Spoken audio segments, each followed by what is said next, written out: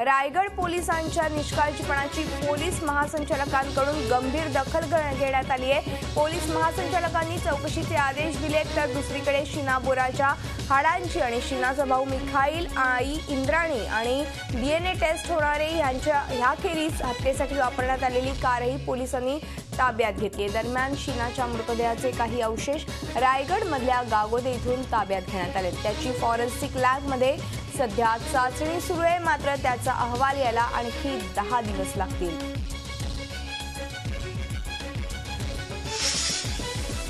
शीनाचा भाऊ मिखाईल बोरा याच्या जबाबामध्ये बरीच धक्कादायक माहिती पुढे आली आहे। शीनाला गाडीतून घेऊन जाण्यापूर्वी इंद्राणी आणि संजीवनं आपल्या हॉटेलमध्ये गुंगीचं औषध दिलं होतं आणि ते परत येईपर्यंत आपण शुद्धीत आलो आणि शंका आल्यामुळेच पळून गेल्यामुळे वाचलो, असं मिखाईलने सांगितलंय। शीना हत्येतला हलगर्जीपणाबद्दल वरिष्ठांच्या आदेशाप्रमाणे संबंधित पोलिसांची चौकशी सुरू असल्याची माहिती रायगडचे पोलीस अधीक्षक सुवेज हक यांनी पत्रकार परिषदेत दिली। रायगडमधल्या गागोदे इथे जळालेले प्रेत सापडलं होतं आणि त्याची स्टेशन डायरीत नोंद करण्यात आली होती, मात्र गुन्हा दाखल करण्यात आला नव्हता। इतक्या महत्त्वपूर्ण घटनेनंतरही पोलीस अधिकाऱ्यांनी गुन्हा दाखल का केला नाही याची चौकशी सुरू करण्यात आली आहे।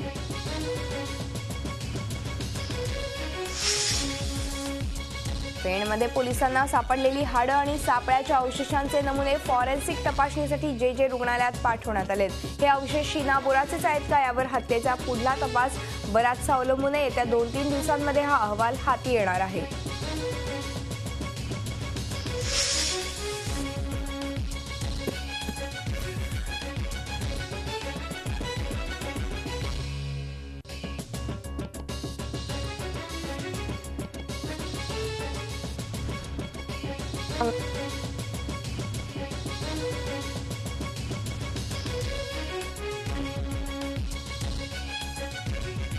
फौजिया खान यांचे पती आणि पुत्राविरोधात नांदेडमध्ये फसवणुकीचा गुन्हा दाखल करण्यात आलाय। फौजिया खान यांचे पती तहसीन अहमद खान, मुलगा अली अहमद खान आणि अन्य एका विरोधात नांदेडच्या ग्रामीण पोलीस ठाण्यात फसवणुकीचा गुन्हा दाखल करण्यात आलाय।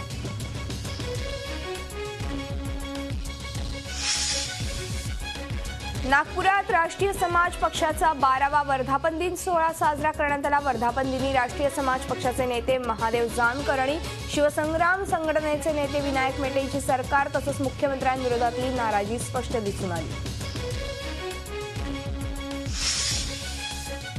राज्यात दुष्काळाची परिस्थिती गंभीर आहे आणि त्यामुळे 1 सप्टेंबरपासून दुष्काळी दौरा करणार असल्याची घोषणा मुख्यमंत्री देवेंद्र फडणवीस यांनी अहमदनगरमध्ये केली आहे। शेतकऱ्यांना कुठल्याही प्रकारे अनुदान कमी पडणार नाही आणि वेळ पडल्यास कर्ज देखील काढू असं आश्वासन त्यांनी दिलंय। जनावरांसाठी राज्यात लवकरच चारा छावण्या सुरू करण्यात येणार असल्याची माहिती दिली आहे।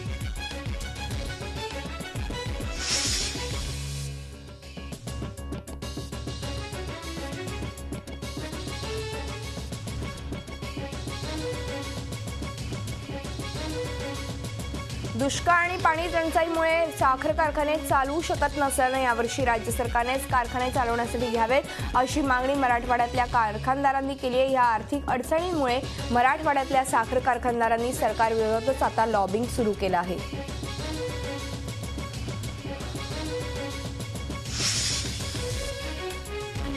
प्रहार संघटनेचे नेते आणि अपक्ष आमदार बच्चू कडू यांनी नागपूरमध्ये मोर्चा काढला। नागपूरमधल्या आमदार निवासातून सुरू झालेला हा मोर्चा मुख्यमंत्र्यांच्या रामगिरी या सरकारी बंगल्यावर नेण्यात आला। हजाराच्या घरात आंदोलकांना आवरताना अपुऱ्या पोलिसांची पुरती दमछाक झाली होती।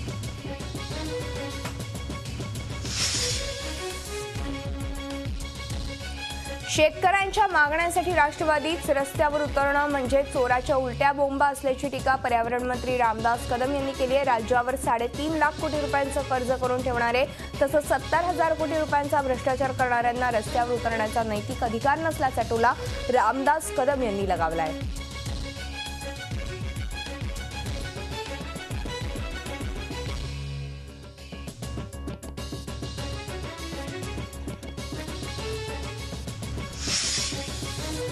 दिल्लीतल्या औरंगजेब रस्त्याचं नाव बदलून डॉक्टर कलाम असं करण्यात आलंय। त्याचं आपण स्वागत करत असल्याचं शिवसेना पक्षप्रमुख उद्धव ठाकरे यांनी म्हटलंय। आपलं सरकारही लवकरच औरंगाबाद शहराचं नाव बदलून संभाजीनगर असं करणार असल्याचं उद्धव ठाकरे यांनी सांगितलं। या निमित्तानं तर उत्सव हे उत्सवांप्रमाणे साजरे झाले पाहिजेत, ते तसे करता येत नसतील तर स्वातंत्र्याचा फायदा काय, असा सवालही त्यांनी यावेळी केला.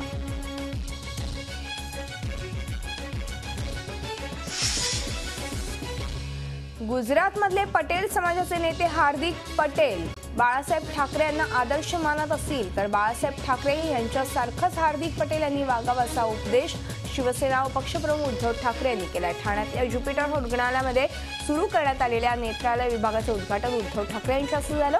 त्यावेळी उद्धव यांनी हार्दिक यांना हा सल्ला दिला. याच कार्यक्रमात झी 24 तासचे मुख्य संपादक डॉ. उदय निरगुडकर यांनी उद्धव ठाकरे यांच्याशी गप्पांदरम्यान डोळे देता येतात मात्र बाळासाहेबांसारखी दृष्टी देता येत नाही, असं सूचक विधानही केलं होतं.